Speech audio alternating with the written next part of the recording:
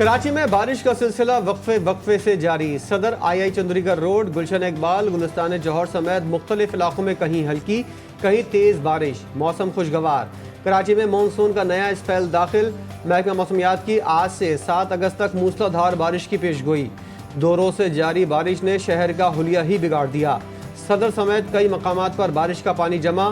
چھوٹی سڑکوں اور گلیوں میں کیچڑ کی وجہ سے چلنا پھرنا بھی دوبھر. پنجاب اور سندھ کے مختلف شہروں میں بادل برس گئے. حاصل پور، چشتیاں، فورٹ عباس میں جلد ہلیک ہو گیا. راجن پور اور رجان مزاری میں بارش کے بعد کوہ سلیمان رینج میں نشیبی علاقے زیر آب. خضدار میں بارش کے بعد آبی ریلے گھروں میں داخل. بحیر عرب اور خلیج بنگال سے مانسون ہوائیں شدت کے ساتھ بلوچستان میں داخل. 6 اگست تک بلوچستان کے 22 اضلاع میں بارش کی پیشگوئی. کراچی کے علاقے لانڈی میں فائرنگ سے جیل پولیس کا اہلکار جاں بحق. بچے سمیت 2 افراد زخمی ہو گئے. ایس ایف سی ملیر کے مطابق فائرنگ کا واقعہ ٹارگٹ نہیں، ملزم جائے وقوع پر موجود تھا. عینی شاہدین کے مطابق ملزم اور پولیس اہلکار دوست ہیں.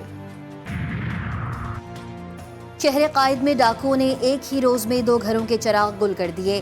نیو کراچی میں بے رحم ڈکیتوں نے واردات کے دوران گدا گاڑی بان کو موت کی نیند سلا دیا. اورنگی ٹاؤن میں ڈاکٹر حفیظ الرحمان کو بے دردی سے قتل کر دیا. ٹانک میں ڈیرہ اسماعیل خان روڈ پر دہشت گردوں کا ایڈیشنل سیشن جج محمد حسنین کی گاڑی پر حملہ.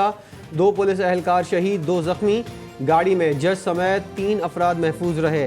شہید اہلکاروں کی شناخت عبداللہ اور سمد کے نام سے کی گئی. شہید اہلکاروں کی نماز جنازہ وانا پولیس لائن میں ادا. میت تدفین کے لیے آبائی گاؤں روانہ کر دی گئی. بورے والا میں پولیس مقابلے کے دوران 2 ڈاکو مارے گئے. ہلاک ڈاکو اسلم اور عبدالقیوم متعدد مقدمات میں مطلوب تھے. پولیس کے مطابق ملزمان کو گرفتاری کے بعد واپس لایا جا رہا تھا. راستے میں ملزمان کے 4 ساتھیوں نے حراست سے چھڑوانے کے لیے فائرنگ کی. پولیس کی جوابی فائرنگ پر ملزمان فرار ہو گئے. ایک اسپیشل کمیٹی بھی کانسٹیٹیوٹ کی جائے گی جو یہ ایگزامن کرے گی کہ کون سے ایسے کیسز ہیں جو جینون کیسز ہیں جہاں پہ فیملیز کو فوری طور پہ سپورٹ کی ضرورت ہے. تو اس سپورٹ پیکج میں ان کو کنسیڈر کیا جائے گا اور اس فیملی کے لیے 5 ملین پر فیملی جو ہے وہ سپورٹ پیکج اس کا اعلان کیا ہے وزیر اعظم صاحب نے.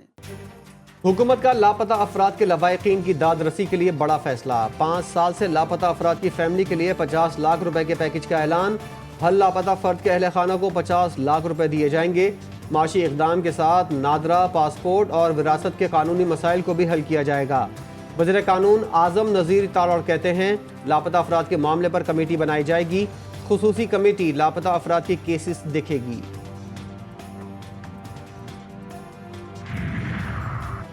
سب ادارے اپنی آئینی حدود میں رہ کر سپورٹ کریں تو قومیں آگے بڑھتی ہیں. پاور سیکٹر اور FBR درست نہ ہوئے تو خدا نخواستہ کشتی ڈوب جائے گی.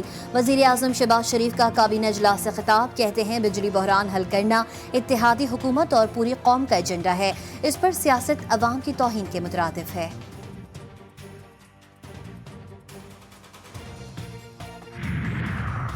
سابق گورنر سندھ ڈاکٹر عشرت العباد کا جلد وطن واپسی کا اعلان. جی ٹی وی نیوز کے پروگرام 7 سے 8 میں گفتگو کرتے ہوئے کہا بدقسمتی سے عدالتوں کو سیاسی کر دیا گیا. ملک کے جو حالات ہیں سوچا مجھے کچھ کرنا چاہیے. ملک کو آگے لے کر جانے کے لیے اپنا حصہ ڈالنا چاہتا ہوں. کافی لوگوں سے رابطے میں ہوں. نئی پارٹی کے لیے میری پہچان پاکستان کے نام سے سلوگن دیا گیا ہے.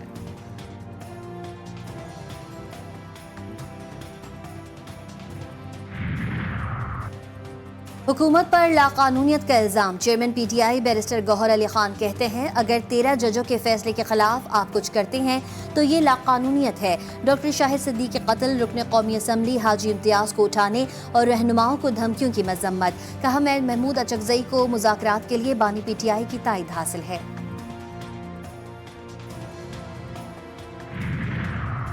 حکومتی کمیٹی اور جماعت اسلامی کے درمیان مذاکرات میں پیش رفت. وفاقی حکومت کی سفارش پر پنجاب حکومت کا جماعت اسلامی کے مقامی رہنماؤں اور ورکرز کی رہائی کا فیصلہ.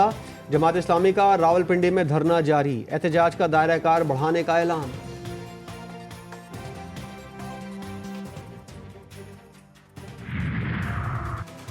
تنخواہ دار طبقے پر بے انتہا ٹیکس لگا کر ڈاکہ ڈالا جا رہا ہے۔ حکومت آئی پی پیز پر کوئی فیصلہ نہیں کر رہی۔ بجلی کے بل سیاست نہیں بلکہ عوام کا مسئلہ ہے۔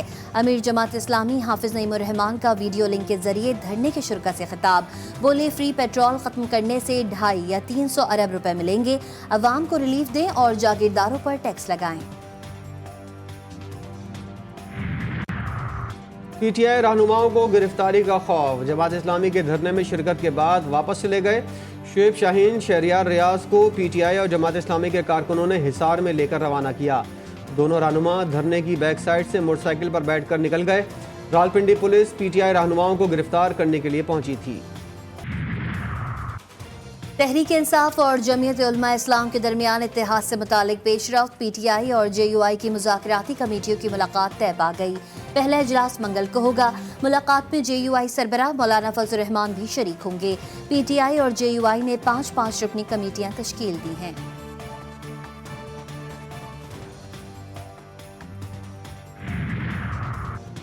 خیبر پختونخوا اسمبلی میں ہنگامہ آرائی، صوبائی اسمبلی میں 2 اراکین میں ہاتھا پائی۔ تحریک انصاف پارلیمنٹیرینز کے اقبال وزیر نے بانی پی ٹی آئی کے لیے غیر پارلیمانی زبان استعمال کی، جس پر تحریک انصاف کے ملک لیاقت طیش میں آ گئے۔ دیگر اراکین نے بیچ بچاؤ کرایا۔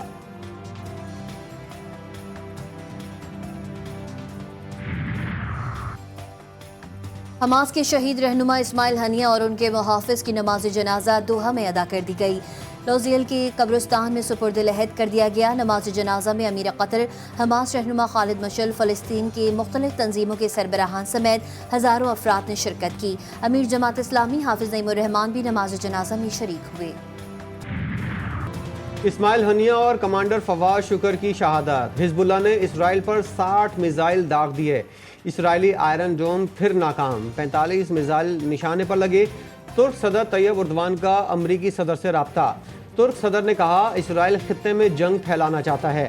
امریکہ کا سعودیہ اور یو اے ای کے وزراء خارجہ سے رابطہ، مشرق وسطیٰ کے حالات پر گفتگو کی گئی۔ جمعے کے خطبے میں اسماعیل ہنیہ شہید کی تعریف، اسرائیل نے مسجد اقصی کے امام کو گرفتار کر لیا۔ وکیل نے عالمی میڈیا سے بات کرتے ہوئے بتایا شیخ اکرمہ صبری یروشلم کے سابق مفتی اعظم اور موجودہ سپریم اسلامک کونسل کے سربراہ ہیں۔ انہوں نے جمعے کے خطبے میں اسماعیل ہنیہ کو شہید کہا تھا۔